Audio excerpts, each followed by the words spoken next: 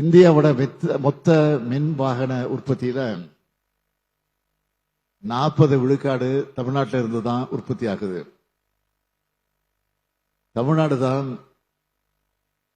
இந்தியாவோட வாகன உற்பத்தி மற்றும் மின் வாகன உற்பத்தியினுடைய கேபிட்டல்னு நெஞ்சு நிமிர்த்தி நான் சொல்வேன். சென்னை தான் இந்தியாவோட டெட்ராய்ட்.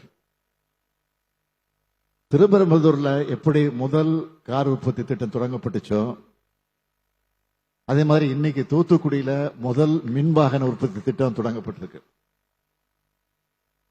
இதன் மூலம் தமிழ்நாட்டுக்கும் வியட்நாமுக்கும் இடையேயான வர்த்தக மற்றும் பொருளாதார வளர்ச்சி மேம்படும். கடந்த 2024ஆம் ஆண்டு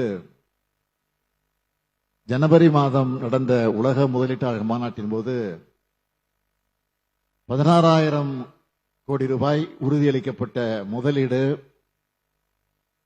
மற்றும் 3,500 நபர்களுக்கு உறுதியளிக்கப்பட்ட வேலைவாய்ப்பு என்ற வகையில் இந்த உற்பத்தி திட்டத்துக்கான புரிந்துணர்வு ஒப்பந்தம் கையெழுத்தாச்சு. அடுத்த மாசமே ஸ்லானத்தில் இருக்கக்கூடிய சிப்காட் தொழிற்பேட்டையில அடிக்கநாட்டு விழா நடந்துச்சு. இன்னைக்கு தொடக்க விழா நடக்குது.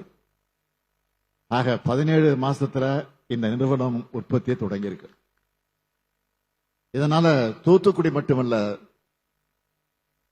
தமிழ்நாட்டினுடைய தென் மாவட்டங்கள் மிகப்பெரிய தொழில் பகுதியா வளர்ச்சி அடையும்.